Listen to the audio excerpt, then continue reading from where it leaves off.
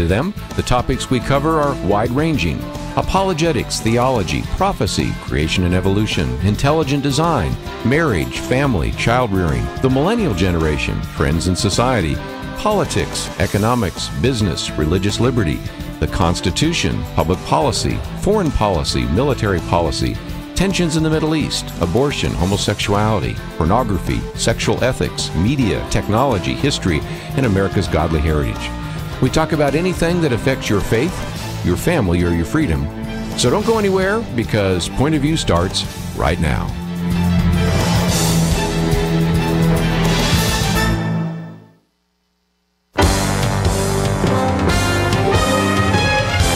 Across America, live, this is Point of View.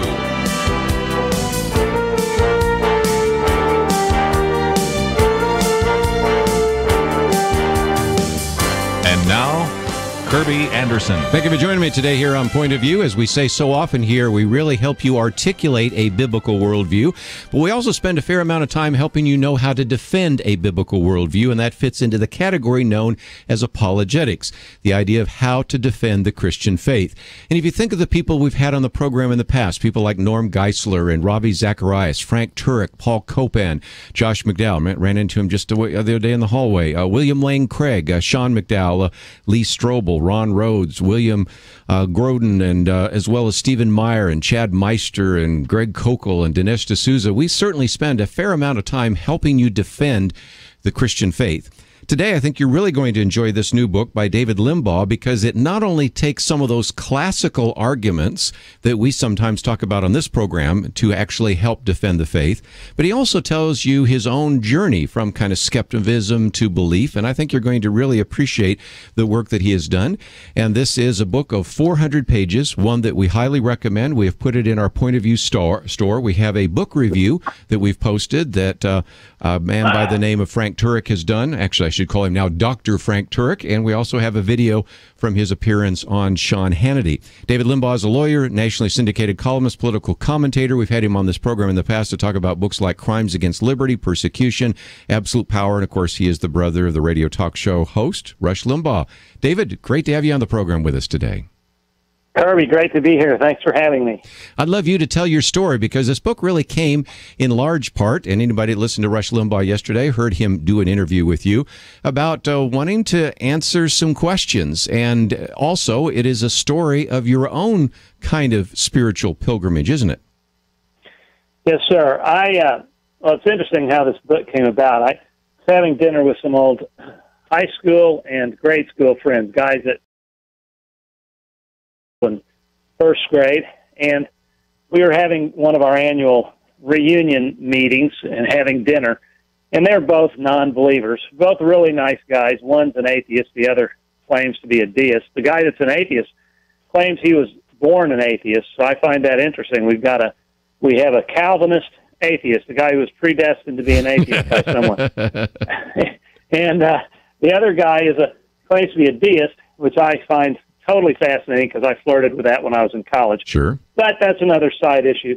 But anyway, one of them challenged me to, the deist said to me, I don't see any rational person can be a Christian. And he's a provocative guy, and I think he was picking a fight in a playful way, but he's actually trying to, I think, test his own faith by challenging mine. I honestly believe that. That's why I think that's what happens to a lot of people. Why do atheists go to the trouble writing books about us if they don't believe in, writing books about God if they don't believe in him? I like Frank Turek's formulation. They don't believe in God, but they hate him. Yes. And C.S. Lewis even said that. C.S. Lewis said, I hated that God didn't exist, but I hated him anyway. Yeah, okay. So Frank stole it from C.S. Lewis. Let's sue Frank. I knew he plagiarized that somehow. I knew that. Well, anyway, that's another old story. I love Frank, and you know him very well, and I know him very well as well. I was predestined to know that about Frank. Well, yes. Anyway, these guys challenged me, and I failed. I've studied apologetics on and off for 20 years. But I didn't equip myself well. I didn't have these things on the top of my mind, and I felt bad about that. Mm-hmm. It wasn't really appropriate. Within 2 to 3 days, 4 days, Regnery approached me to do a book on this very subject, just out of the blue. I interpreted those two events in such close proximity as potential providential promptings. So Right. I listened to it carefully, but I initially balked because I have no credentials in this area. And make a long story short, I relented because I thought, well, maybe this was prompting, and also being a former skeptic, I might be able to relate to skeptics Right. better than people who are trained. And I have a secular platform to the extent I have a platform, so I can also reach people that other people might not be able to reach. So my spiritual journey is one that started out as we went to a great church and taught the right values, and everything was confirmed. And I just don't think the lessons took hold. I don't think I fell away from the faith so much as I was just an inattentive, flighty young boy. So when I got to be a young adult, I had serious doubts about Christianity, never about whether God existed. Mm-hmm. And I it formulated my own philosophy and idea about God's nature from my own bootstraps, not realizing, of course, that the God of the Bible had revealed himself to us, and I really didn't need to reinvent the wheel. But I didn't know that at the time. I mean, I didn't take the Bible that seriously. So I began studying it on and off, and, well, actually, at that point, it's pretty on. And theology, apologetics, doctrine. And I was moved by a lot of the things I read, but I wasn't. Whoever was writing these things, nobody sealed the deal for me. I think the Holy Spirit was leading me all along, and lots of seeds were planted in my way. I tell about it in the book, and I don't know what detail you want me to go into, but It's a great story. Tipped me. Yeah. Yeah, it's weird, but what finally tipped me over the edge was the Messianic prophecies. I was exposed to the detailed Messianic prophecies written hundreds of years before Jesus was born. I could no longer intellectually deny that the Bible was the Word of God, and so I now realize that holding in my hands was a book that was written by God through human agents, and it became alive to me, and I took on a whole different perspective. And it was later that I then put my trust in Christ. I might just mention that early on you talk about these aha moments, and obviously one of the most significant was Messianic prophecy, but I think it illustrates a point, and if I can use a football analogy, there are some people that become Christians just like you have a Hail Mary pass. They throw a pass and they become a Christian. But, a lot more people become Christians with the 5-yard gain, if you will. And there was a sense in which there were a series of sort of aha moments. Even when you were a kid, you talk about seeing creation, and you couldn't believe how Khrushchev could be an atheist when you look at creation. And I think these aha moments add up over time, and that's another way to recognize how important it is to be able to answer the questions that a skeptic or a seeker might be asking. Yeah, and we are we're commanded to give the reasons for the hope that's in us in 1 Peter 3:15, and we are commanded to love the Lord with all of our minds, not to leave our intellect at the door. We are instructed in Proverbs to acquire wisdom. So the Bible is no enemy of the brain and of the mind and of the intellect. In fact, that we were created in God's image and given a creative brain. So we're meant to use it, not meant to be these anti-science, anti-intellectual dolts who just accept Christ on blind faith. However, if there is something to coming to faith as an innocent child. It's kind of like, very true, as Dr. Howe said, Tom Howe at Southern Evangelical Seminary. I know him, sure. Yes, and I took an Old Testament course online from him and gained a lot from him. But have the wisdom, the wisdom of the serpent, or what is it? The wisdom of the serpent, but the innocence of a child. I'm not sure innocent how to phrase that. that. Yeah, that's right. I need to take a break, and you know about breaks because your brother does radio. We're going to come back and continue our conversation with David Limbaugh. Let me just mention that we think very highly of the books. It is published by Regnery. You can probably find it in your local bookstore, but if you cannot, we have it in our Point of View store today. Jesus on Trial, A Lawyer Affirms the Truth of the Gospel.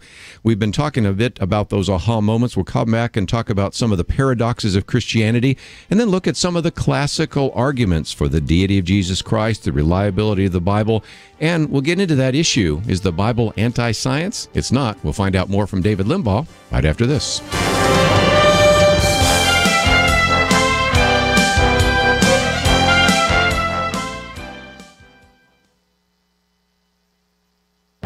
The Point of View Commentary with Kerby Anderson. The title of an August article in Christianity Today was "The Wrong Kind of Christian." The student leader of InterVarsity Fellowship at Vanderbilt thought she was an acceptable kind of evangelical. She explained she was not a fundamentalist. "My friends and I enjoy art, alcohol, and cultural engagement." On many of the social issues, she would agree with most of the prevailing views on a secular campus. She said, "We value authenticity, study, racial reconciliation, and social and environmental justice." Nevertheless, the university was kicked off of campus simply because the university demanded that the leadership of every student organization be open to any beliefs. Her article illustrated 2 points that are relevant here. First, she learned that it is hard to be an acceptable kind of evangelical. In previous commentaries, I've talked about the naive assumption of many young evangelicals that they can stand for justice issues and still fit in with the secular culture. They talk about poverty or sexual trafficking. Although it seems like they're taking a stand, there isn't really much of a cost. How many people in America are for poverty or for sexual trafficking? Trying to be an acceptable evangelical means avoiding hot-button issues like abortion and same-sex marriage. Second, we should expect more of this, not less. This last week, the California State University system announced a similar policy. Ed Stetzer says this is an example of the continual sanitization of unacceptable religious voices from the universities. He wonders if people of faith are no longer welcome as they continue to hold the belief that they have held since their foundation. You know, the lines in the culture war are being drawn. Christians aren't picking these battles and drawing these lines in the sand. It is being done by those who oppose Christian values. We can try to avoid confrontation. We can try to be an acceptable evangelical, but we'll still face opposition. So let's stand for biblical truth in the midst of this opposition. I'm Kerby Anderson, and that's my point of view.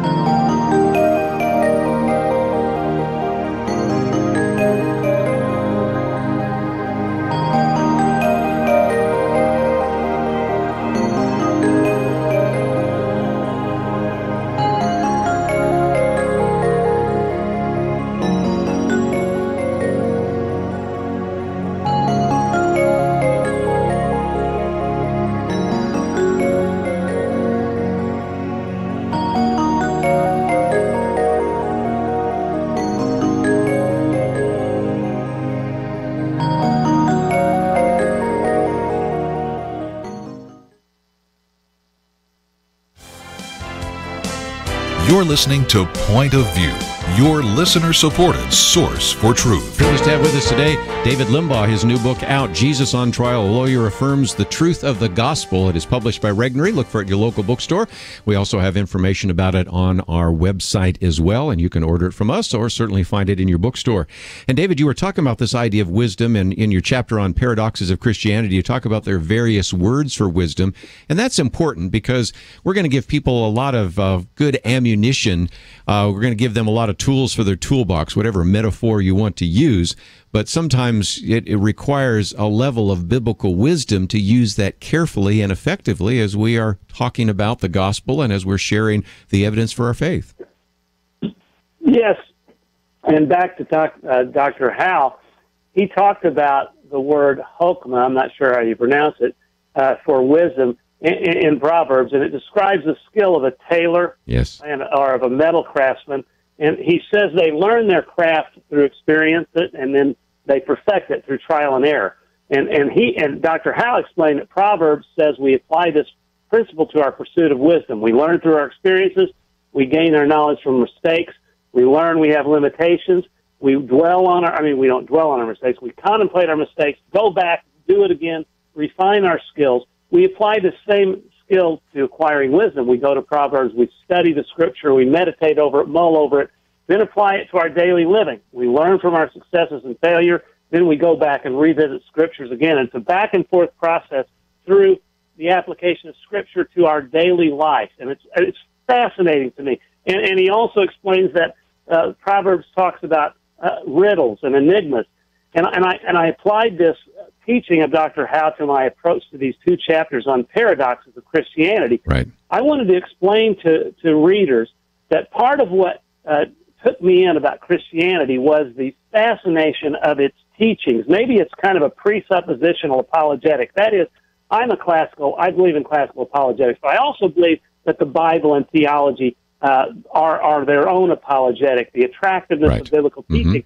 And Jesus taught paradoxically in his parables things that appear to be contradictory that aren't.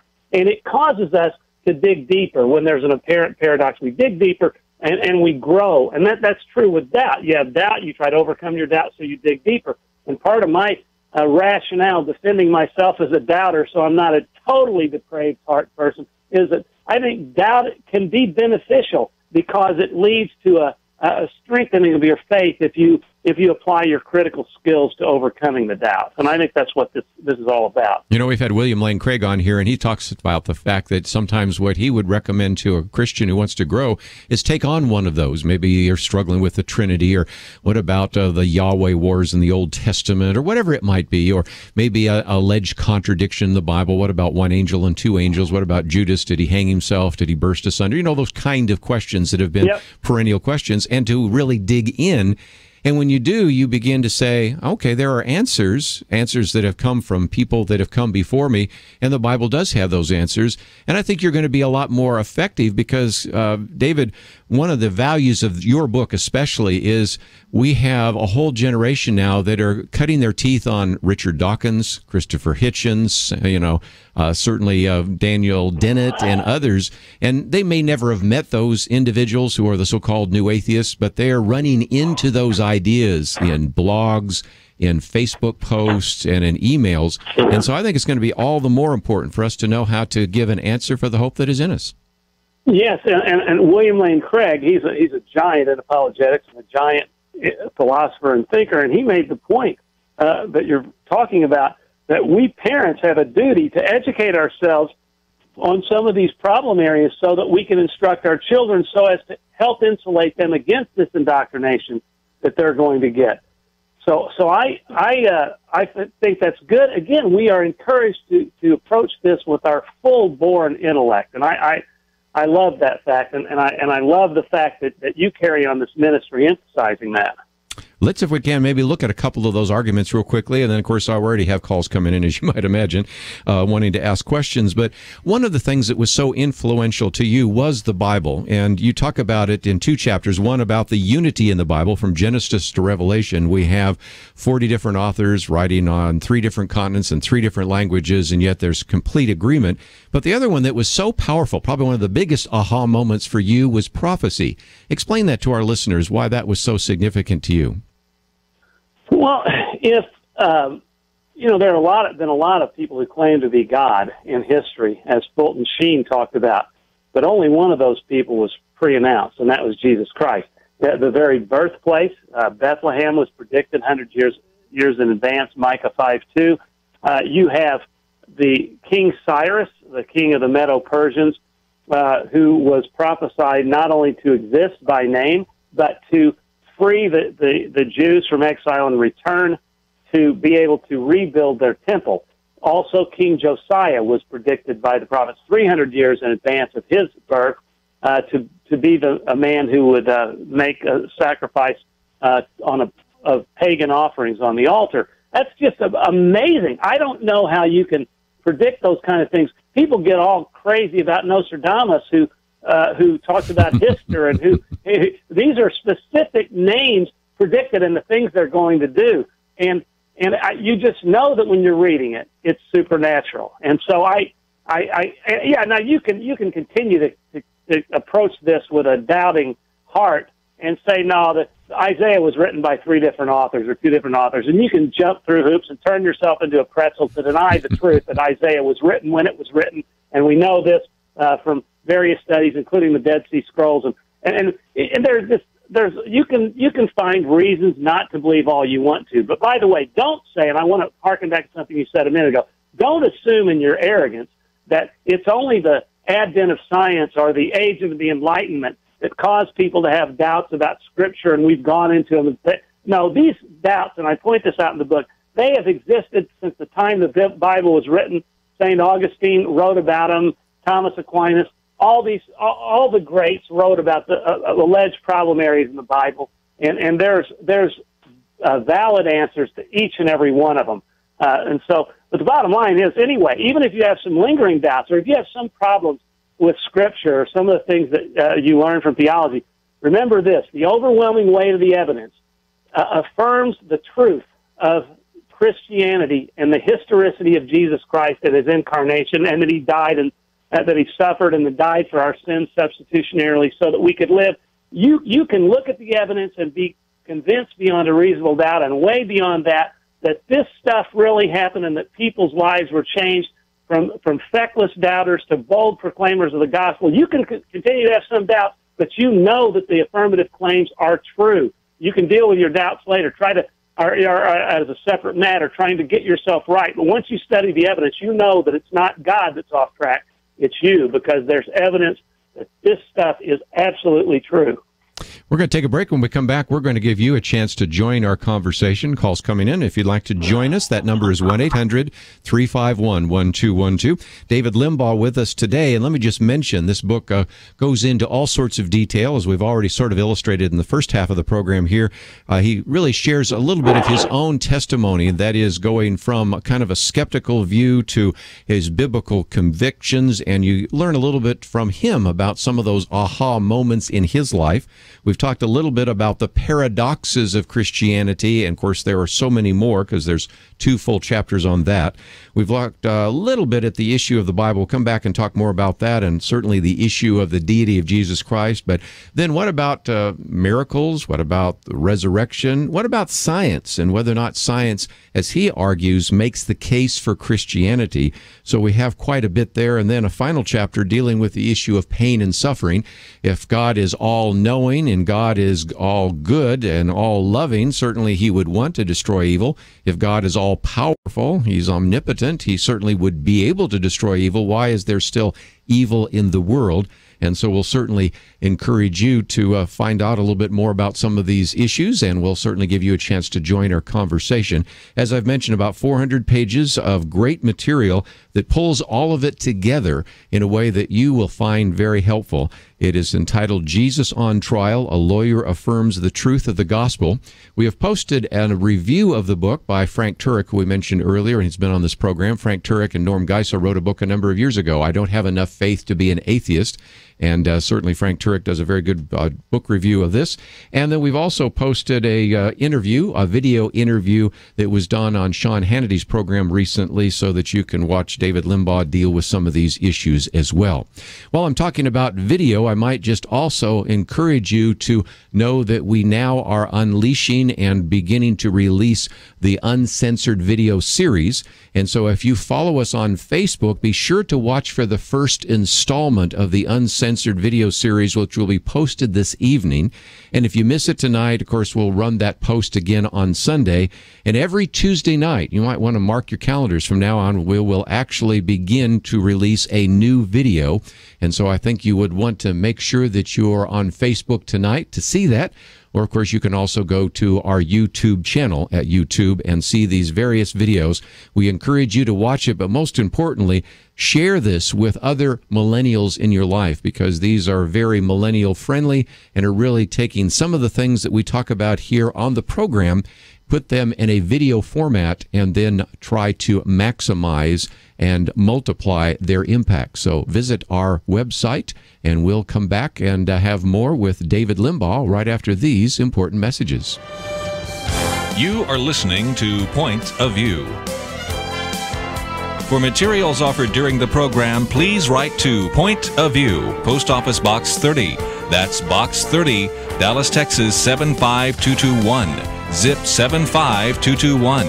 Or call our toll-free number 1-800-347-5151. That's 1-800-347-5151.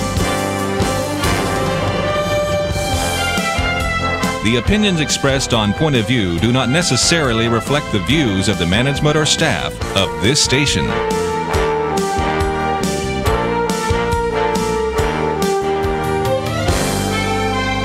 Point of View will continue after this.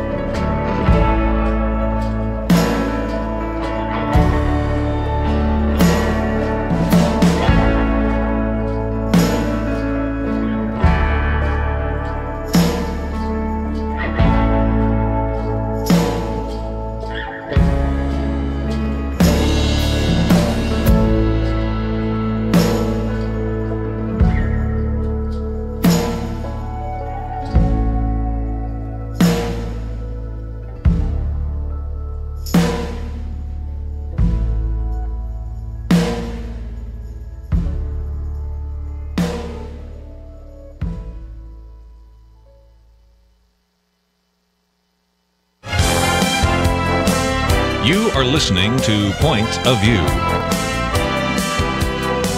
The opinions expressed on Point of View do not necessarily reflect the views of the management or staff of this station. And now, here again is Kerby Anderson. If you'd like to join our conversation, we'll open up the phones, 1-800-351-1212, give you a chance to ask a question, make a comment. Perhaps you found some things that have been very effective to you and for you as you've been involved in evangelism or witnessing to the Christian faith or sharing your faith or defending the Christian faith. So if you'd like to join us, 1-800-351-1212. Privileged to have with us a little bit longer David Limbaugh. His book is entitled Jesus on Trial, A Lawyer Affirms the Truth of the Gospel. It's published by Regnery. Look for it in your local bookstore. David, let's get to the center of your book, Jesus on Trial. Two very important questions Jesus asked. Who do men say that I am? Then who do you say that I am? We've already, I think, established the supernatural nature of the Bible. What about the claims of Jesus? How did he validate his supernatural being? Well, this has always been such a, and it really was an epiphany for me to finally come to realize that Jesus Christ not only was fully God, but fully man. And I think it's essential to a true understanding of Christianity, the Bible, and theology to understand Christ's dual nature. And sometimes we have cults that err on one side or the other. A lot of them deny his deity, and some of the ones in the past denied his humanity, saying he had to just be a spiritual Christian. Yes. Yeah. And so you're asking me really now about the divine aspect of his nature, and I had a lot of people who can read the book of John and honestly to themselves say that Jesus never claimed to be God. Well, in fact, wow. He used the very term for Yahweh when he was asked to describe who he was. He identified himself as the great I am. Before Abraham was born, I am. Mm-hmm. And I think that's just beyond fascinating. Who but God could come up with a term to describe himself any better? I am. In other words, I always have been. The form, the word to denote pure being, eternal existence. It's not before Abraham was born, I was, which would imply that he existed 2,000 years ago, but he could have been a finite created creature. No, before Abraham was born, I am in the present. I just love that. Just excites, gives me goosebumps the way that Jesus and Yahweh describe that. I just think it's beautiful. But beyond doing that, and when he made that statement, he provoked the Pharisees to try to stone him to death because they knew. Maybe some present-day readers of John don't know, but the Pharisees knew that he was claiming to be God incarnate at that very moment, and they tried to stone him. But he did many other things to assert and demonstrate his deity. Beyond his I am statement, he asserted divine prerogatives such as the authority to answer prayer or to forgive sin, and he adopted other titles for God. He said, I'm the good shepherd, and he clearly indicated that he had the right to receive honor that was due God only, and that he could promise to provide spiritual comfort that only God could provide. He claimed to have authority to judge mankind and to proclaim authority over our own salvation. So he made these statements also, and I think this is important, with complete and obvious authority. When he spoke, and I'll contend to you, this is another self-proving aspect of the Bible and of the New Testament, the Gospel. When you read Jesus Christ talking, you get a sense that he is God talking. He speaks with such unmitigated authority. And some people, by the way, have been convinced of his deity and the truth of Christianity by reading his statements alone. And not only did he speak with authority, he was received with authority. The people that he spoke to knew that he was speaking with divine authority, and that's why when the jailers were sent to pick him up, they returned, and why didn't you pick him up? No one ever spoke like this man. Mm-hmm. I mean, I don't know why people aren't more excited about these seemingly mundane things in Scripture like I am, but I am totally excited about these things that finally dawned on me as I read all this with an open heart and an open mind. And I just think people should open their minds and see the sublime nature of these teachings and realize it's really God in the flesh we're talking about, and that he left his record for us to savor and to drink in. Well, it seems to me that when people see the various claims that Jesus made, they only have a few options. One option, of course, is that he was a lunatic, and nobody really lands on that particular one, or that he maybe was lying, but most people don't land there. So I found that something else that I see showing up, David, is the idea that, well, maybe Jesus really didn't say that. In other words, and that brings us to the chapter on reliability, that you have the Jesus of history and then you have the Christ of faith. And so these got embellished over time, and these are written in the first and the second, or maybe some people even say in the second or third centuries. But you have a chapter there to help answer that question, that he's not a Lord. He is a Lord, but if he's not a liar, a lunatic, or a legend, because we have this issue of the reliability of the New Testament, don't we? Yes, we do, because so much of what we believe comes from the Bible itself. And so if the Bible is just a document that a book that we cannot rely on historically, then a lot of our case falls. And so people have subjected the Bible to the test, the textual criticism, where it's kind of an objective examination. You take Scripture as it has been passed down to us and see how accurate it is and how reliable it is by examining the reliability of the writers and also of the text itself.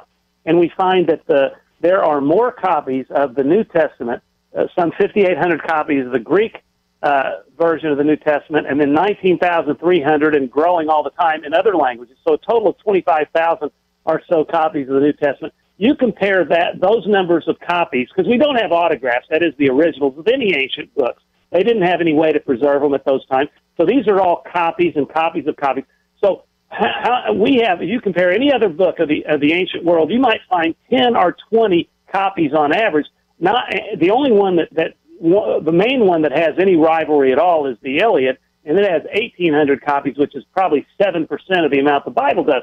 Well, the reason that the number of copies is important is not just, okay, we had Christian scribes who preserved these the same way the Jewish scribes did with reverence. Yeah, that's important. But what's really significant about it is the more copies you have, the greater ability you have to determine what the original really was. Because when you find all this commonality among all these copies, you know that they derived from a common ancestor, to borrow a Darwinian term.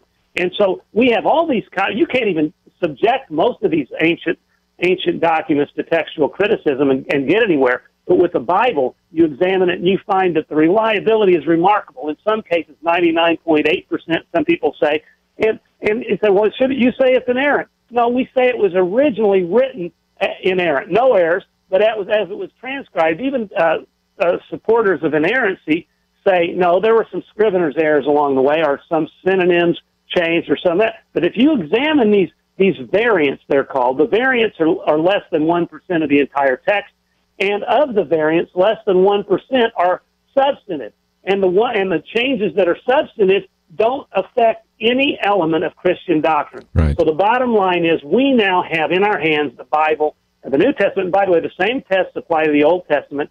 We have the entire Scripture in our hands, largely, exactly in substance as it was originally written. And then once you know that, you know it was written, then you look at when it was written by the writers. How soon after the events did these writers write it? We know that Jesus lived around 30 A.D., and we know Paul wrote between 50 and 60 A.D., and some of the other gospel writers around 60 to 70, whatever. So we know that these events were recorded within 20 to 40 years of the time they occurred. And then the earliest extant manuscripts we have are within a few hundred years, and we have fragments even earlier than that, within 100 years. And so you compare that to all ancient documents. We have more documents. We have earlier documents with less time gap between them, and we have more reliably transmitted documents.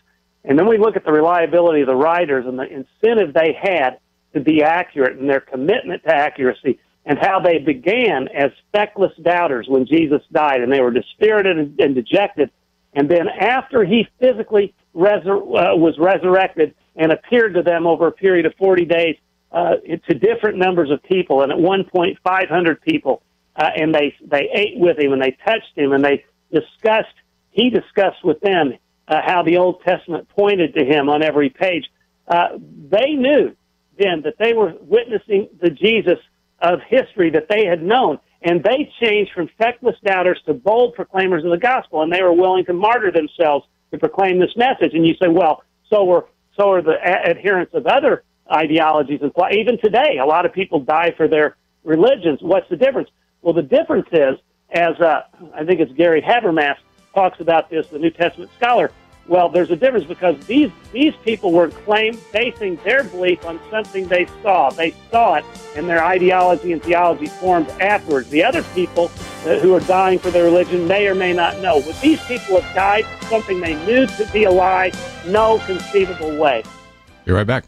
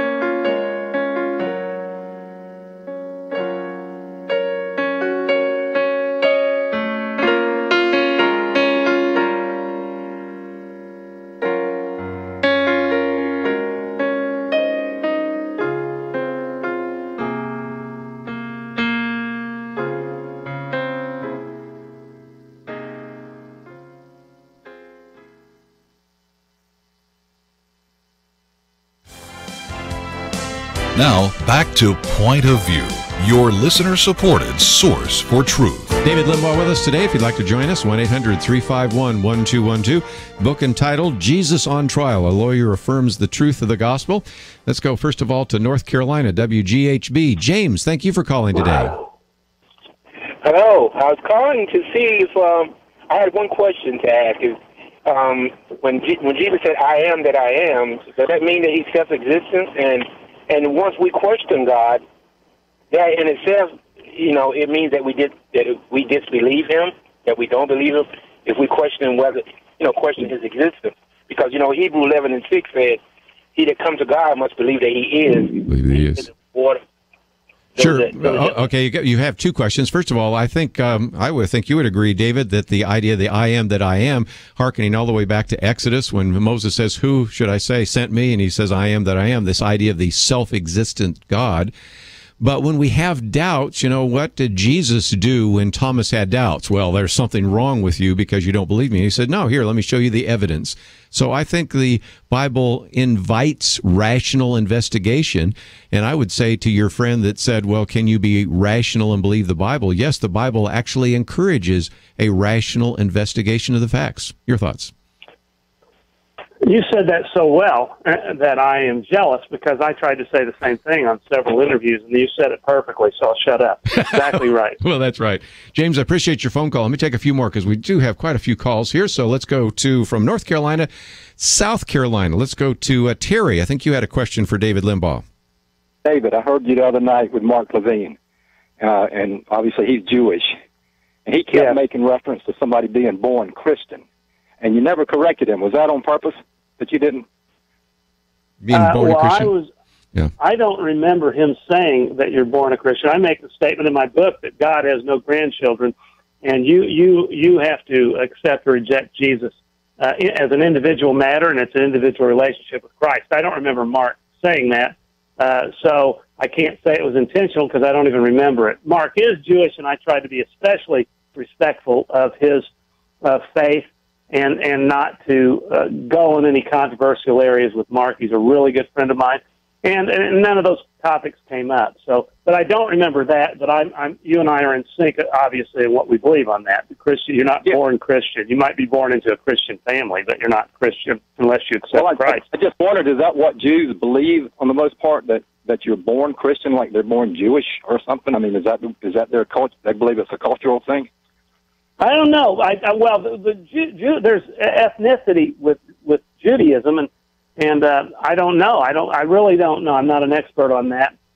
We should ask a Messianic Jew what they think, or maybe ask a Jew himself. Maybe Kerby knows. I really don't know the answer to that. But I do know that we're joined at the hips with Jews and have great respect for them and are strong supporters of the nation of Israel. I hope we all sit here and agree there.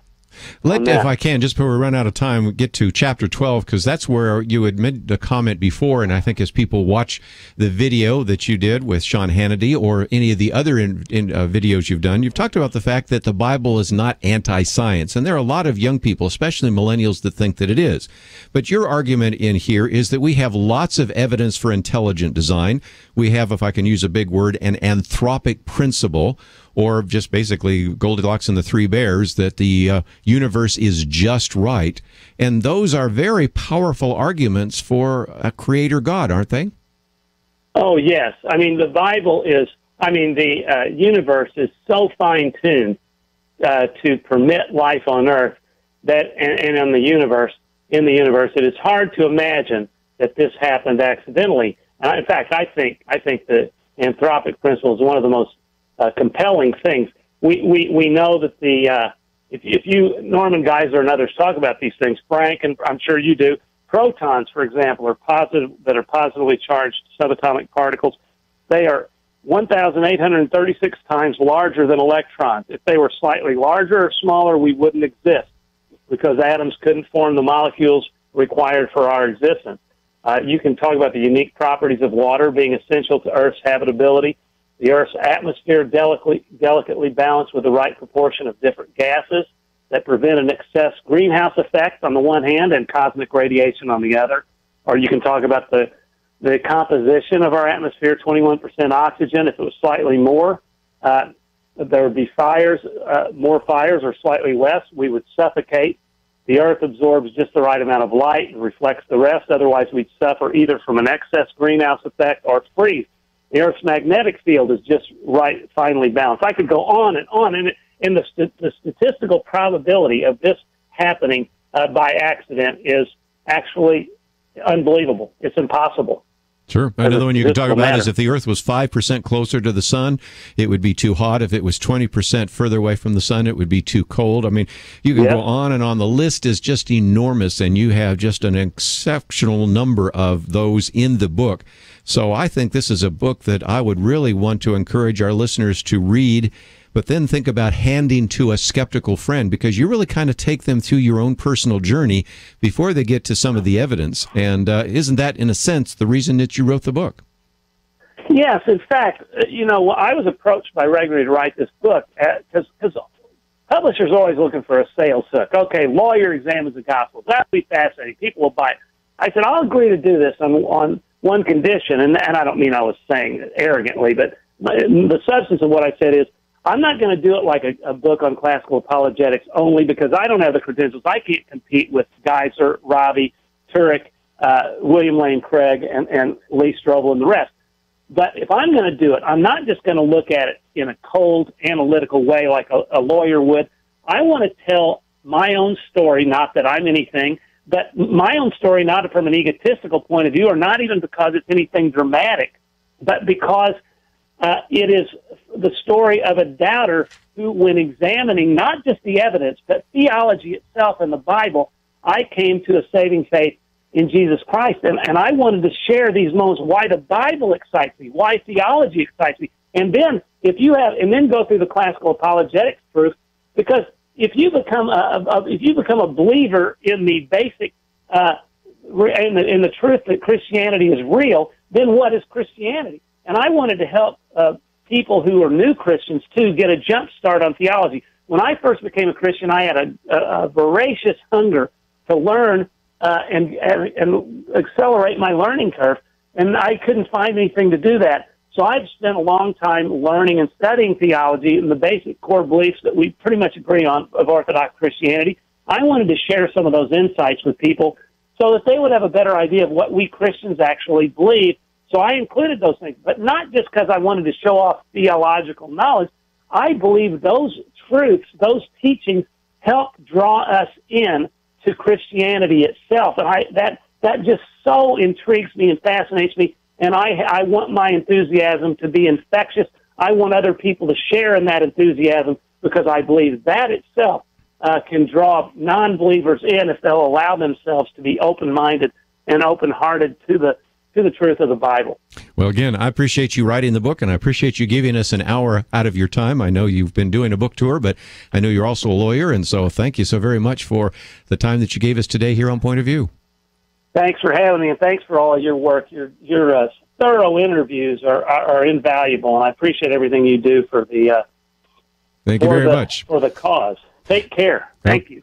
We're going to take a break, and when we come back, we're going to get into some of the issues in the news. And I think if nothing else, you can recognize that maybe there are two Limbaugh brothers that have talent on loan from God. But nevertheless, David Limbaugh with us today. And again, I would highly recommend his book, Jesus on Trial, A Lawyer Affirms the Truth. And to be honest, we've only covered parts of the 400 pages, and I would really recommend the book to you, but also to think about whether or not this would be one you could hand to your friends who are skeptics, maybe they're seekers, and they're really asking some fundamental questions. Just before we take a break, let me again encourage you to be watching our Facebook page tonight. We are going to release our first uncensored video. We'll be doing that every Tuesday night. Then we'll announce it again on a Sunday, just in case some people missed it. And, of course, you can go to our YouTube channel to see these. And this is an attempt to take some of the material, including maybe some of the things we talked about today, put them in a video format and use those to reach the next generation, the millennial generation. And those of you who have been supporting this ministry, those are just one other reason why it is important to support this ministry, the various ways in which we're reaching out to this next generation. Second hour today, we're going to talk about health care. Dr. Merrill Matthews will be in studio. All the questions you have about the Affordable Care Act, about the Veterans Administration and Obamacare, and much more, we're going to talk about in the second hour. Stay tuned. We'll have that with him right after this. Across the nation, this is Point of View. For materials offered during the broadcast, please write to Point of View, Post Office Box 30. That's Box 30, Dallas, Texas 75221. Zip 75221. Or call our toll-free number 1-800-347-5151. Point of View will continue after this. Point of View is produced by Point of View Ministries and is supported by your generous tax-deductible contributions. I just thank God for y'all. I listen to you every day, truly. I wanted to thank y'all for everything you do each day to inform Christian families and our community about the things we can do, and just the way you're so informative. I listen to you daily and love you guys and appreciate you so much. God bless you, Kerby, for keeping this show so on track and for the decades of wonderful help to this nation that Point of View has been. We're all big fans of your work, and we pray that God will just prosper it. As a Christian, over the years that I've followed this program, I am constantly challenged to be on guard and to evaluate what's going on. And if for no other reason, to protect the caliber and the truth of your programming, I need to participate and to back your program financially to ensure that the truth stays out there for people to hear, to view, and to be a part of.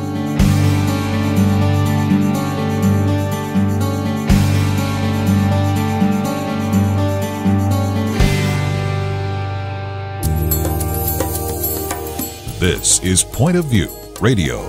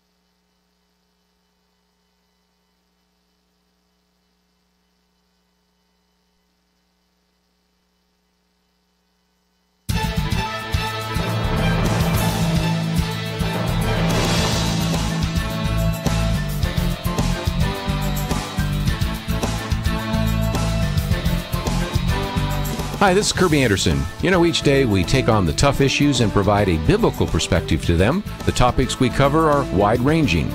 Apologetics, theology, prophecy, creation and evolution, intelligent design, marriage, family, child-rearing, the millennial generation, trends in society, politics, economics, business, religious liberty, the Constitution, public policy, foreign policy, military policy, tensions in the Middle East, abortion, homosexuality, pornography, sexual ethics, media, technology, history, and America's godly heritage. We talk about anything that affects your faith, your family, or your freedom. So don't go anywhere, because Point of View continues right now.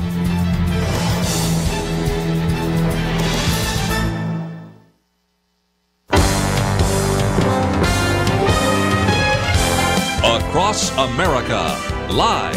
This is Point of View.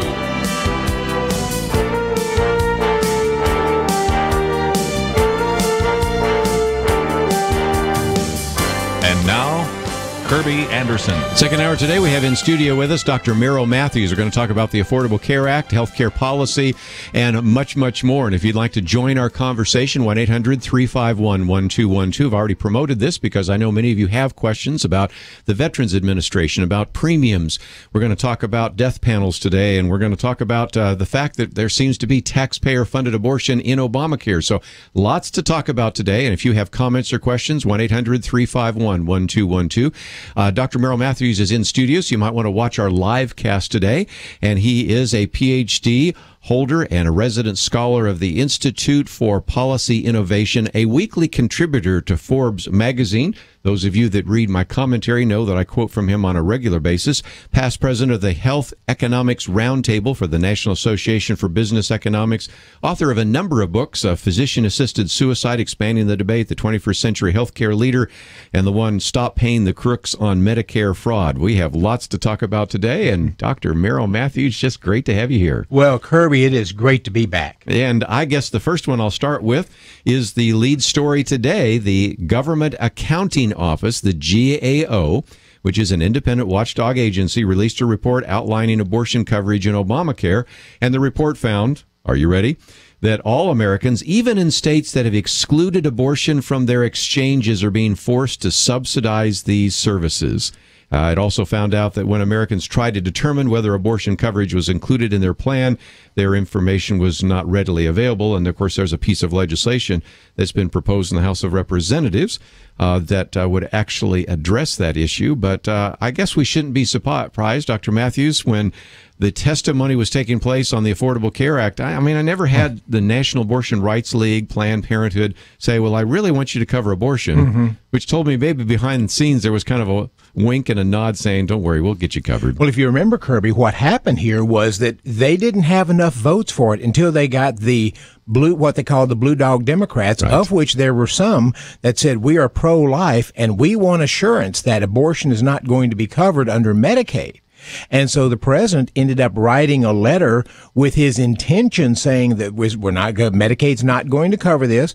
That gave those Blue Dog Democrats the blue light, green light, to go ahead and say, all right, then I'm on board with it. And when that happened, they got their votes that they needed. And this was always going to be a ruse. You knew this was going to happen. Yes. Well, and again, I would like to say that, and we'll probably cover more of this in our Friday weekend edition, but Penny Nance with the Concerned Women for America said, you know, the president in a joint session of Congress, September 2009, unequivocally said that under the health care plan he proposed, no federal dollars will be used to fund abortions. The federal conscience laws will remain into place. Turns out that didn't work out either. And the Government Accountability Office, the so-called GAO, issued its report. It's a news story today. We'll probably talk about it more later in the week, but it's the news story that sort of starts our conversation going. And if you would like to join us, I know some of you might express your concern about the fact that you're having to pay for abortion when you disagree with that. But I wanted to get to a couple of others, and one of those is the whole question about these skyrocketing premiums. Yes.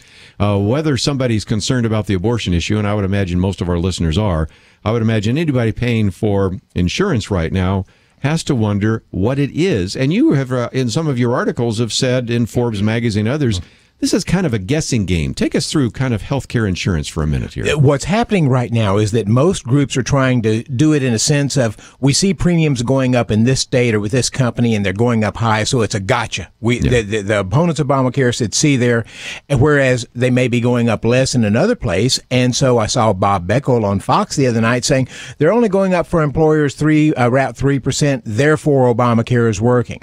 There are a whole lot of factors that go in behind developing premiums, and they're going to vary by insurance company, by state, and by region. And there's a lot of issues that are going on here. Some of them are working to push health insurance premiums up.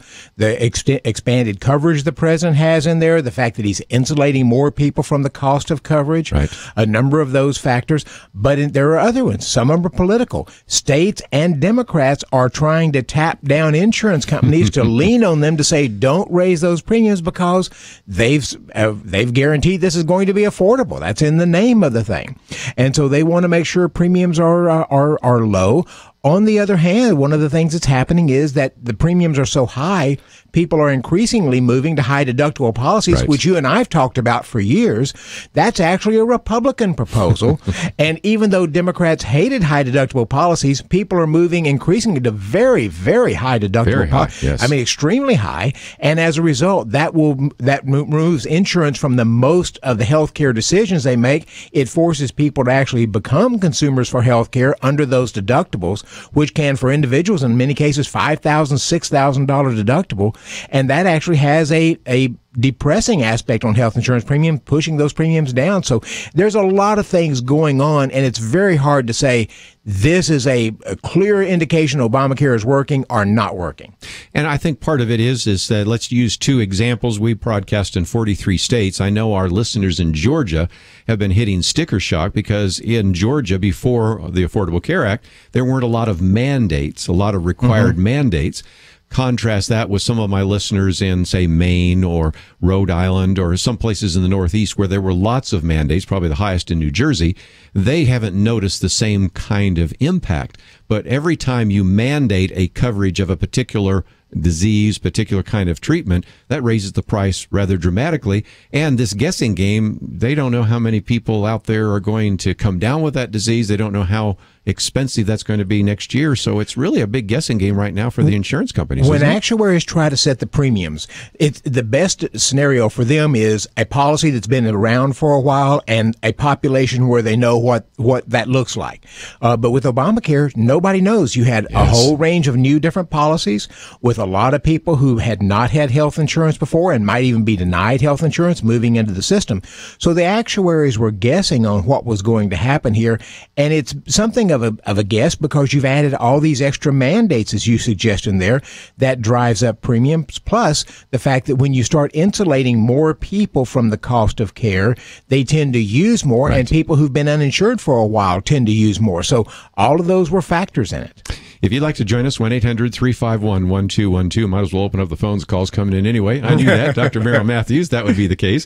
And one other one, just a real short one. You talked about the Republicans were in favor of high deductible policies, but they were in favor of that with, I think, health savings accounts, right? Weren't they? They wanted to have a tax-free account. Some are called health reimbursement arrangements. Some are called health savings accounts. And so they wanted to have a high deductible policy for their insurance is there for a major accident or illness, but in the vast majority of cases, you would have a tax-free account that in many cases your employer was contributing to, or you, if you're a self-employed person, could contribute to with tax-free money. And that would force you to ask the question, where do I get value for my health care dollar? So the Republican idea all the way back to Clinton Care, back to 93, 94, had been a high deductible policy with what we called medical savings accounts then. We now call them health savings accounts. Going to take a break, and when we come back, we'll take some of your phone calls, 1-800-351-1212. Already talked about the fact that the GAO says, indeed, whether you think you are or not, you're paying for abortion. We've also talked about the premium rates going up. In just a little bit, we'll talk about those so-called death panels, the Independent Payment Advisory Board. And what's the big flap about so many sick people not being attracted to policies? We'll talk about all that right after this.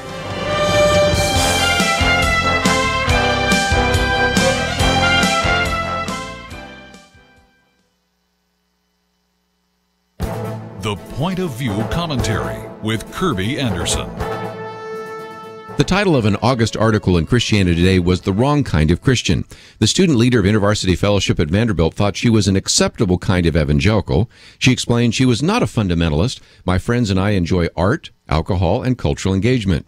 On many of the social issues, she would agree with most of the prevailing views on a secular campus. She said we value authenticity, study, racial reconciliation, and social and environmental justice. Nevertheless, the university was kicked off of campus simply because the university demanded that the leadership of every student organization be open to any beliefs. Her article illustrated 2 points that are relevant here. First, she learned that it is hard to be an acceptable kind of evangelical. In previous commentaries, I've talked about the naive assumption of many young evangelicals that they can stand for justice issues and still fit in with the secular culture. They talk about poverty or sexual trafficking. Although it seems like they're taking a stand, there isn't really much of a cost. How many people in America are for poverty or for sexual trafficking? Trying to be an acceptable evangelical means avoiding hot-button issues like abortion and same-sex marriage. Second, we should expect more of this, not less. This last week, the California State University system announced a similar policy. Ed Stetzer says this is an example of the continual sanitization of unacceptable religious voices from the universities. He wonders if people of faith are no longer welcome as they continue to hold the belief that they have held since their foundation. You know, the lines in the culture war are being drawn. Christians aren't picking these battles and drawing these lines in the sand. It is being done by those who oppose Christian values.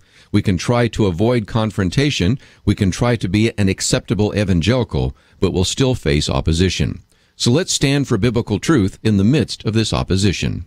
I'm Kerby Anderson, and that's my point of view.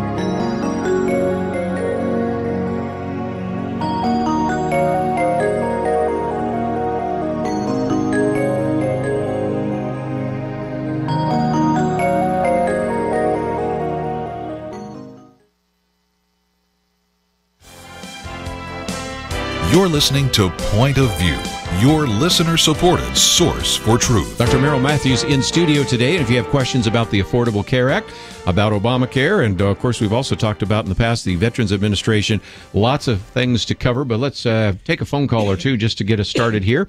In Georgia, we'll go to Roy, and I think you have some comments for Dr. Merrill Matthews. Roy, thank you for calling. Well, thank you for taking the call. I appreciate your show.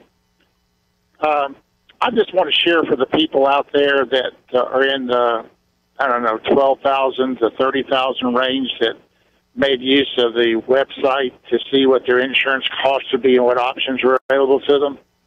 I've shared this with the local newspaper and a bunch of people in that group myself, and no one seems to have ever heard or know that when it asks the question, what is your expected income for the next year, that number, you can put in all kinds of different numbers and see what your range is where you get the tax credit. Uh-huh.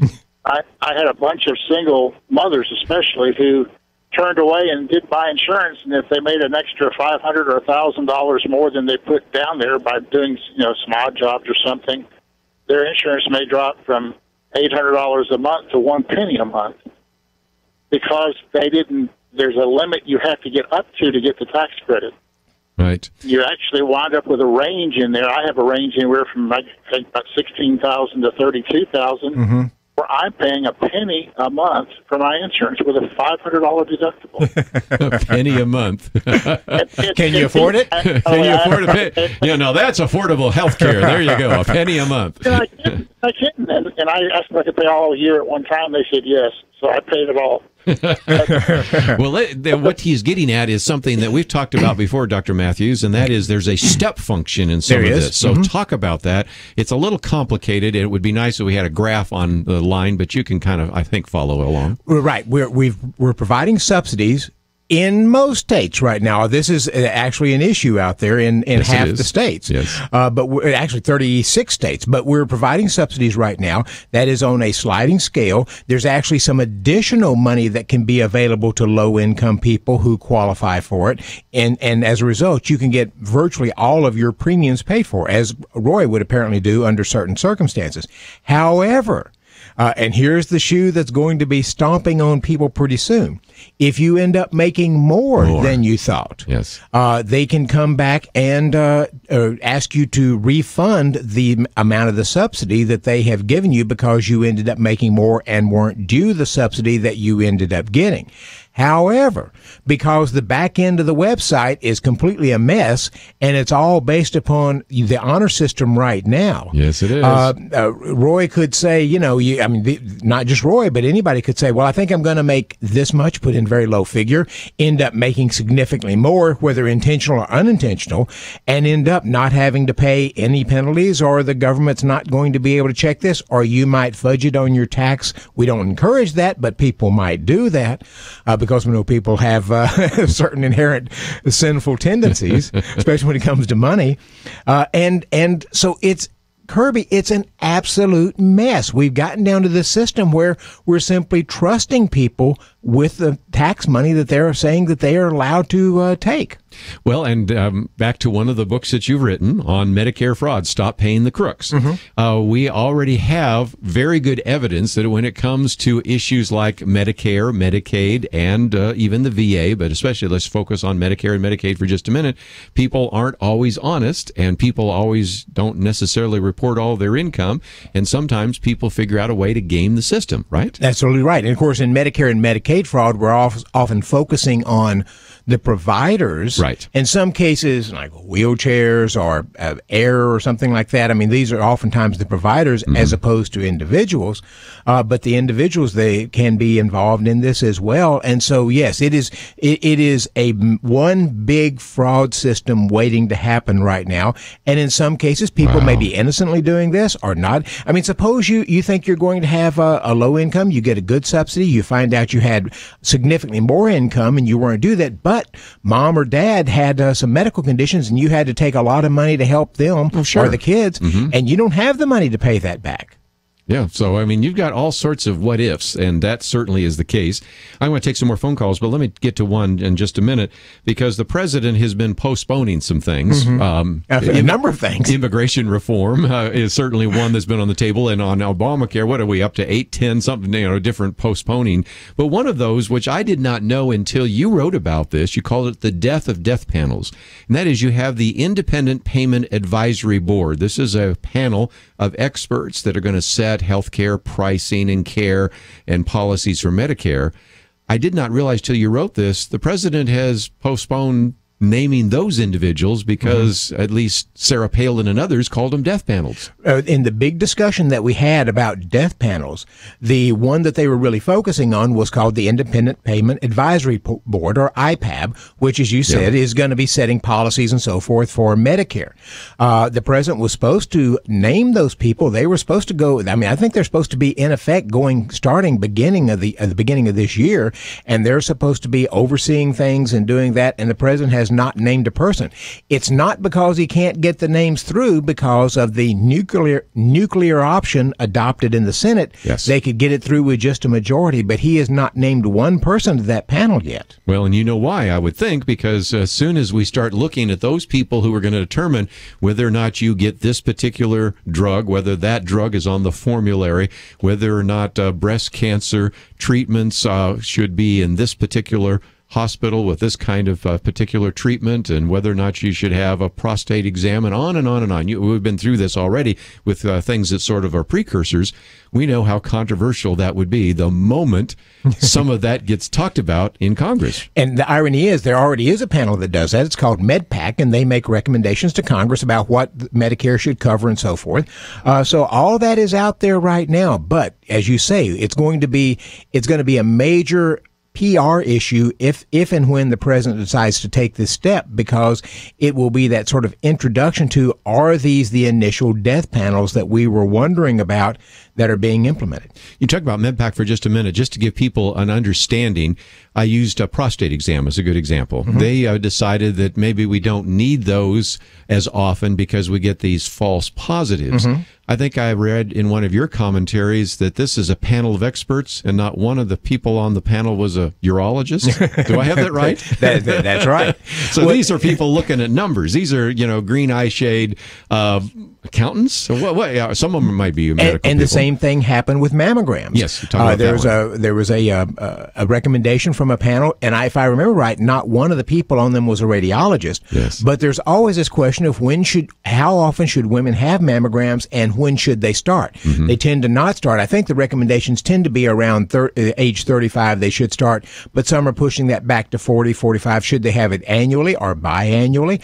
All that's up for debate among the experts, because there's risk and benefits. You're exposing people to radiation and so forth. When do you do this? And wherever you decide on this, if the government takes a position, they're going to be attacked by the other side, which is part of the problem of having the government make these decisions. Well, certainly. And again, one of the questions I want to put on the table is, do you feel comfortable having experts, primarily in Washington, D.C., making decisions about your mammograms, about your prostate exam, about what kind of drugs are in the formulary, what kind of treatments you can get, and more importantly, how political all of that is certainly going to become, and how so much of it probably will be motivated on what? Cost benefit. And the leading candidate right now for the presidency on the Democratic side is Hillary Clinton, and she was one of the great proponents of that in the past. So I don't think this goes away if after Barack Obama you have President Hillary Clinton up on this, and these panels are going to make decisions. And if you didn't like it when the insurance actuary was making those decisions for you, you're going to like it even less, don't you think? I think so. And the irony of it, I mean, we used to joke that when Ted Kennedy was alive, that with all the problems Ted Kennedy had, both on health and other areas, that he would be one of those there making decisions for everybody else about how to live good, healthy living. Well, again, we're going to take a break. And when we come back, we're going to give you a chance to join our conversation today. We've put a few things on the table. And if you've just joined us, one, of course, is the GAO report, which actually has now found that indeed all Americans, even in states that have excluded abortion from their exchanges, are being forced to subsidize these services. It's a fundraising, maybe a better, an accounting gimmick, I guess you could say, but it's a way to raise funds so that individuals can get their abortions. And so that is something that has certainly been on the table.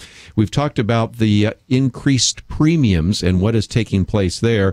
And then this issue of the Independent Payment Advisory Board, the death of the death panels.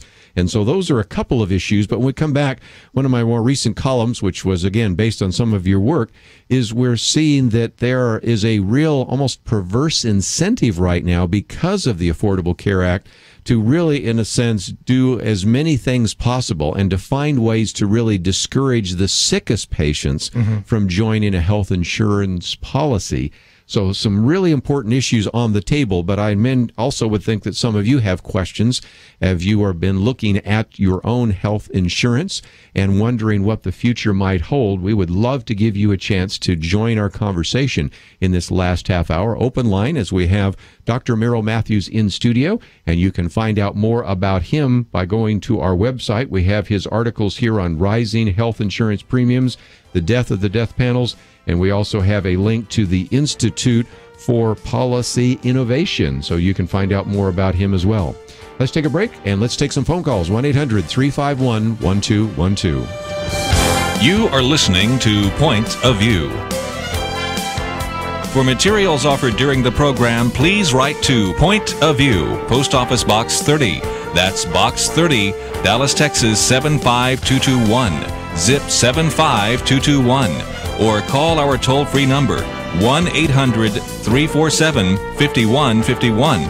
That's 1-800-347-5151.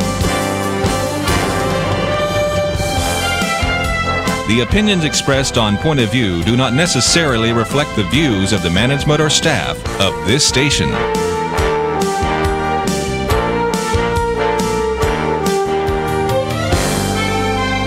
Point of View will continue after this.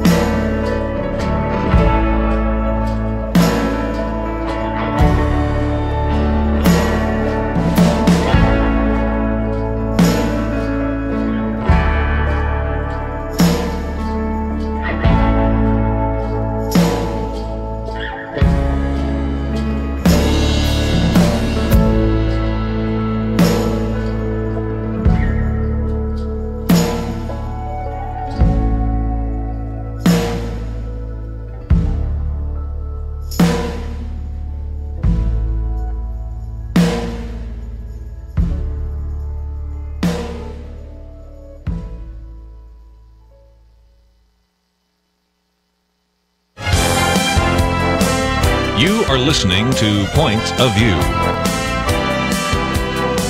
The opinions expressed on Point of View do not necessarily reflect the views of the management or staff of this station. And now, here again, is Kerby Anderson. Final half hour. If you'd like to join us in studio with us today, Dr. Merrill Matthews, and we certainly do welcome your phone calls if you have questions about health care, health insurance, and we're going to get into a couple of other issues, but we certainly want to give you that opportunity to ask some of those questions that you never have been able to get answered, and we, in some cases, are giving you guesses because sometimes I don't think some of the bureaucrats, Dr. Matthews, know. Even the Democrats who passed it don't know what's in this, as we've learned. Yes. And that's why so often, as you have looked at the legislation, I have too, it says, as the Secretary of Health and Human Services shall determine. And so a lot of that's still being determined, including the fact we still don't even have death panels. Not that I wanted them, but it was kind of interesting. We didn't even have a debate about them because the president has yet to appoint anyone to those panels. Let's go first to New Mexico, KTGW. Steve, thank you for calling. You're on with Dr. Merrill Matthews. Well, thank you for taking my call. And first off, I'd just like to thank you for your program and give a shout out to these listeners and say, this radio shows like this where it is competent and correct information that we're hearing, news and stuff like that, you can't lose by supporting them financially. So I'd like to put that challenge out there and have people financially support this radio ministry. Oh, that's awful nice of you. Thank you. Well, my question is health savings accounts. I understand that they've done away with those for right now. That there's no insurance companies that even offer such a thing like that. Is that something that they're looking at possibly changing within this Affordable Care Act? Don't know where you got that, Steve. Health savings accounts are actually growing right now, and oftentimes it is banks that are providing the health savings accounts. So it's not always the insurance companies. They provide the policy that is qualified for the health savings account, and we were concerned for a while that a health savings account might not make it under the legislation. So that went on for some time, but they just slipped under in the bronze plans. And so you would be able to have those health savings accounts under certain policies that are out there. So as far as the last information I've seen, health savings accounts are actually growing because more people are getting high deductible policies. In fact, my wife is in one now. She had never been in one before, but she's an individual policy, and we have a health savings account qualified policy. Another question, well, Steve? Sounds like I just need to get a hold of the right insurance people. Well, and I think to emphasize what Steve was saying, there was and there is still quite a bit of opposition to health savings accounts. Why, I don't understand. Well, I think I do, but we can recognize that primarily it's been the Republicans more that have been pushing the health savings account. That's right. Generally, and that's not totally true. Democrats tend to be against them, but explain why. Well, it goes back to 1993 when Senator Phil Gramm, a Republican from Texas, decided he was going to take on the Clinton health care plan, and I was in his office when he did this. Yeah, I remember and this. So he said, "I've got to have a plan that I can promote. It's not going to pass in the Democratic Congress and with Bill Clinton, but he said I've got to have something out there." And he decided on the health savings account option, what we called medical savings account then. Dick Armey picked it up in the House side, and that from 1993 on, that became the Republican solution. Because I've actually got tape of Tom Daschle supporting these. Dick Gebhardt supported them prior to that, but once Republicans said this is going to be our alternative to the Clinton health care plan 20 years ago, Democrats have hated them ever since. And I think we need to say for our younger listeners, because we really are reaching out to the millennial generation, this happened before you were born or when you were born, so you don't know about Hillary Care. But again, we've talked about Obamacare. We're going to have Hillary Care if Hillary Clinton becomes the next president. And that was part of that. Just before I take another phone call, talk about health savings accounts, because there's so much misinformation. I think a lot of people say, you mean I'm responsible for all of the health care? You mean I could spend it on anything? There's a lot of misunderstanding and misinformation about health savings accounts. So explain that if you mind. Right. Well, all a health savings account is a tax-free account where if you have this through an employer, the employer can put in part, most, or all of the money. If you're a self-employed person, you sometimes put it all in yourself. And if you have an employer who provides those, sometimes you mix that with the employer. But it's a tax-free account. There's a list of things that are qualified under the law that you can spend these on, but it's prescription drugs. You go to the doctor, things that the health insurance might not cover, like dental care or optometry or something like that. Those can be paid for out of the health savings account. So what happens is you move to high deductible policy. That costs the employer less. They usually take some portion of that money then and put it into a health savings account where you may have a contribution of $2,000, $2,500 a year, tax-free, that belongs to the individual. It grows with interest tax-free, and now because it belongs to you, but you can only use it on these qualified healthcare expenditures, you have an incentive to say, do I want a brand name drug versus a generic drug? Do I want to go to an ophthalmologist versus an optometrist if I'm just going to get glasses? You have a reason to ask, where's the value for the healthcare dollar? And that's what we've been missing in the healthcare system. And certainly that is the market incentive. There's another one as well, and that, I guess, goes back to one of the more prominent proponents of health savings accounts right now, Dr. Ben Carson, and talked about that at the National Prayer Breakfast and has talked about it since. Number one, you could then, if you have a lot of health, you can have that built up, and so you are, in a sense, cover yourself for catastrophic, or you can will it to your children. There are all sorts of benefits that would exist with a health savings account, none of which exist under the Affordable Care Act. And there's one more important aspect for your listeners, which is those who tend to avoid risky behavior. There you go. And live healthier lifestyles tend to benefit from these things. What the president has tried to do is create insurance that, in essence, subsidizes or covers you if you have alcohol problems or other things. The insurance comes in and makes sure that it's covered. The health savings account actually gives you an economic incentive to avoid certain risky behaviors, because then you're not spending that money on various types of care for it. So it's there for you, but you have a financial incentive to say, do I want to avoid overuse of alcohol or smoking or other things, because those are going to cost me later on? Now I have an incentive to not do those things. Now that you mentioned that, that's one other thing to talk about with our listeners. We are noticing, Dr. Matthews, more and more that are saying, well, I would like to join Medishare or Samaritan's Ministries, because those are the organizations, there's 3 of them, that can opt out of the Affordable Care Act. That's right. And thus they are, in a sense, joining with fellow Christians who are already saying, number one, I agree to the doctrinal statement. Number 2, I agree not to be engaged in those risky behaviors that are so expensive. And so I do suspect that not only health savings account, but some of these other alternative sources might be another way that individuals can opt out. Well, I've talked to some of the people at Samaritan Ministries and some of this, and they are exploding. I mean, you have an awful lot of people who are saying, because they got that provision, if you're part of that, you can opt out. I mean, you're not in Obamacare. It is a great option for Christians who want to move into something that's different and works fairly well. Yeah. Okay. So again, if you'd like to join us, 1-800-351-1212. Let me talk about what is happening right now with the sickest, because the real goal originally of the Affordable Care Act is we need to attract those individuals that are uninsured, and we also need to treat those who are the sickest. And yet, interestingly enough, you wrote about, and then I quoted you in my commentary for September 12th, that the Affordable Care Act right now is really creating an incentive for health insurers to find ways to discourage the sickest people in our society from joining a health insurer's plan. How's that happening? What happens, and this is why we've opposed the provision called guaranteed issue that requires health insurers to accept anybody who applies, because we've said for 2 decades now, it gives if the insurer has to accept everyone, then they have a reason to try to find those healthiest people and do it in a way that's subtle or indirect. And so insurers might say, they may put up a very high tier on AIDS drugs, let's say, to discourage somebody with AIDS from coming to that insurer, or heart disease. Or they might say, we have the best, we have memberships at the best gym out here, but we don't really have the best heart doctors available to us. You can do a range of different things, which essentially sort of send a subtle message that if I need this care, I better not go to this insurance company.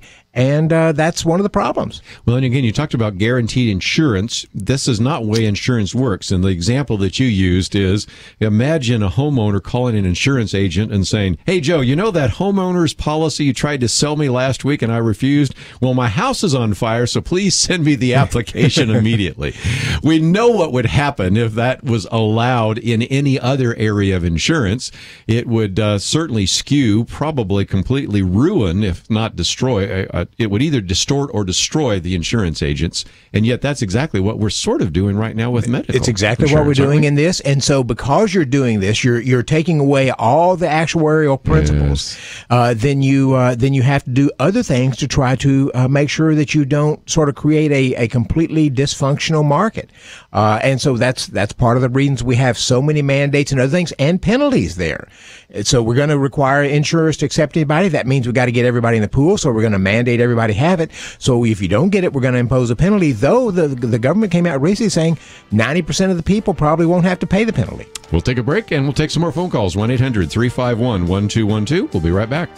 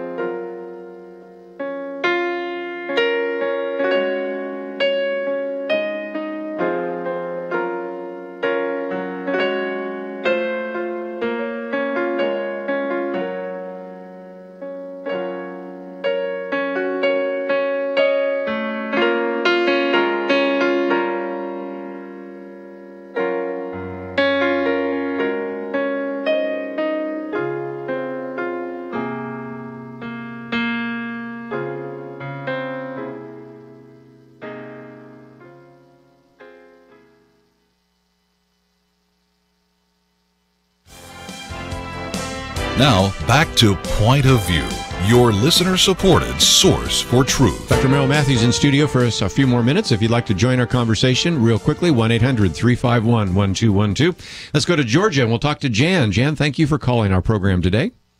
Great. Thank you, Kerby. What would you like to share with us? Well, I'm going to be 62 in December, and I lost my husband in January, and I'm covered right now under his insurance, but it's through the COBRA insurance, which is very expensive. Mm-hmm.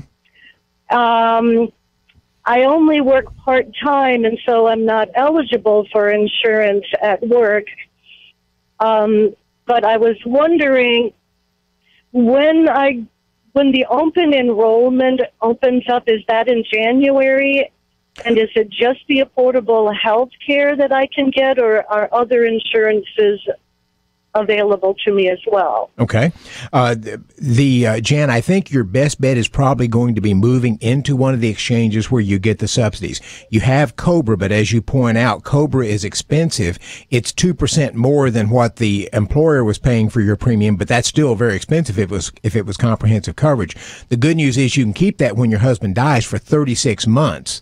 And that will get you up to being pretty close to being in Medicare. But you're the kind of person with the low income, I suspect, that probably would get significant subsidies. Now, the open season is they call it open enrollment. I think it begins in November and goes through January. They moved it. It was initially in October, and I think they moved it back to November. But you would be one of the prime candidates for moving into the exchange and getting the subsidy. Does that help? Okay, awesome. Yeah, because the COBRA is really very, very expensive, and they had told me that I could only have it for 18 months. When your husband dies, I think that gives you an extra 18 months. So normally COBRA is only 18 months, but with the death of the spouse, I think that bumps it up to 36. Okay, because it's awesome insurance. You know, it's like $100 a month or $100 a year deductible, and when my husband was very ill, he didn't have a single medical bill, and I really like the insurance. I don't use it, but you don't want to be without it either. No, but it's very expensive. If you had a $100 deductible, that's going to be very expensive for you. And you can get something much less expensive than that. Well, Jan, I appreciate you calling. And great, thank you. You know, she's asking a question. I think a lot of people are saying, okay, when is enrollment? And I guess you've answered the question. You've got to wait about... I think it's mid-November. You know, it had 40, 50 days, something like that. Yeah. And you know, it's the irony here is it's the people like Jan that the president stepped in and said, we've got a few people out there, some people that have medical conditions that are uninsured and uninsurable, so we need to create a safety net for that. We already had a safety net, but it would have been reasonable for the president to step up and say, let's have a system that captures the Jans of the world. And make sure that something happens there, they're not having to pay an arm and a leg for insurance. And you would have gotten widespread Republican support for that, but that's not what he did. He fundamentally remade the health insurance system. And so people like Jan, who should have been the targets for this, end up being one sort of pawn in a much bigger issue to socialize the healthcare system. Well, that gets to our next caller here, and that is what's it's the a real good segue. Yeah, what's the good goal? What is the real goal here of the president? So I'll go to Claudia in Missouri. You're on with Dr. Merrill Matthews. Yes. I believe our president is doing all that Obamacare and things just to kind of destroy America and try to, destroy our country. And he's doing a pretty good job of it. He's doing a good job. Yeah. Yeah, I mean, if your goal was to get more people who are uninsured on the rolls, I don't know that the percentage of uninsured have dropped precipitously. Dropped a little bit. If your goal was to fund Jans, there are better ways to have done that. That's right. If you wanted to have more patient choice, you have less of it. Isn't that fair? I mean, I'd love to see Well, this is an ongoing debate. Did the president and his allies essentially do this as a way to get us to a single-payer system? Which I think is probably the truth. And I think we know that he liked a single-payer system. We know that Harry Reid preferred a single-payer system, and that Nancy Pelosi prefers a single-payer system. They've all come out recently and said that. Yeah. The problem I have with the scenario is, in talking to them as they were crafting this, none of them had a clue what they were doing. Yes. So and you're being generous. I'm being generous. If they thought this were somehow or the other I think they all thought this was going to work. Excuse me. And so they had no sense about health insurance or anything else. So if they were taking us to a single payer system and they thought this was getting us there, I think a lot of them thought this was ultimately going to work because they had that kind of self-confidence in their own ability to be able to restructure a seventh of the U.S. economy. And you could just look at this and say, you people simply have no idea what you're doing. So I don't disagree with them that I think they had ulterior motives, But how they got us from here to there, I think they thought some of this was going to work much better than it actually has worked. That's for sure. Well, we need to end on at least some kind of note of what you would do. I mean, this big question that I've had to you, I've had Representative Michael Burgess sit in that seat. I've had Louis Gohmert there. We've had John Goodman by phone. We've had all sorts of people over the years that have talked about this. And it seems to me that there needs to be an alternative. And I think we've already sort of alluded to that.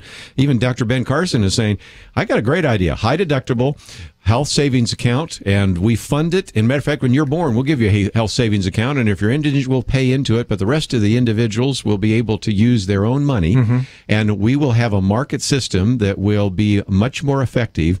And instead of having an insurance actuary make a decision about you, or instead of having the death panels that exist out there making a decision about that, the Independent Payment Advisory Board, we let you make those decisions. And that puts the most important decisions about your health care in your hands and in your doctor's hands. What's wrong with that?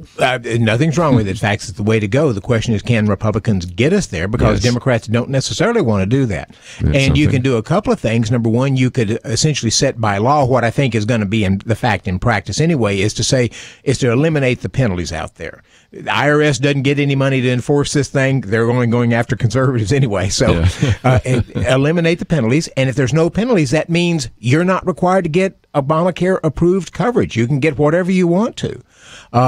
And so you could do something like that. You could also step in and lower the subsidies from, say, 400% of poverty, about $95,000 for a family of four, down to maybe 200% of the federal poverty level. You could do several things that would scale this back significantly and essentially get you to a place where you have subsidies for low-income people, the vast majority of people in high-deductible policies. Do something with the health savings accounts out there, maybe to help fund them, as Ben Carson is suggesting. And that gets you an awful lot towards the goal that we want to get to without major restructures that I'm not sure Republicans are going to be able to get done anyway. I think so. And what I like about that is you say how in incremental steps we can get to something that is going to be a lot better for the American people than what we have right now. So, Dr. Merrill Matthews, we love reading your commentaries. I quote from you quite often, as you well know. Here I got one from September 12th that you can find on the website. We've also posted a couple of his most recent ones on rising health insurance premiums and one on the death of the death panels. But most importantly, we have a link to the very important Institute for Policy Innovation and all sorts of articles that you have written and other people like Bartlett Cleland and Tom Giovannitti and others are writing about. So this is an organization I think very highly of. I benefit from all their good work, and I certainly benefit from you, and it's just great to have you in studio again. Well, thank you for having me back. We'll do it again soon, and I hope that if you did not get your question answered today, sorry I didn't get to everybody, we just encourage you to go to the website. We have a link to the Institute for Policy Innovation. Many of those answers probably are already there in some of their articles, or if not, maybe he can point you in the right direction. Otherwise, I would also encourage you to contact your member of Congress. Sometimes there are just questions that need to be resolved, and so if you're dealing with some of those issues, we would encourage you to do the same. That's all we have for today, so I hope that you will visit our website, pointofview.net. Don't forget that tonight we're really encouraging you to watch our Facebook page. Our first installment of our new video series will be posted this evening, and then every Tuesday we encourage you to watch as we post the newest one and give you a chance to learn a little bit more about some of the issues we talk about here on Point of View, and encourage you to maybe pass that on to millennials that you might know. Let me thank Andrew and Catherine and Chris and Shamila for their help behind the scenes. Encourage you to visit the website, pointofview.net. And most importantly, I hope you'll join us tomorrow right here on Point of View. We'll see you then.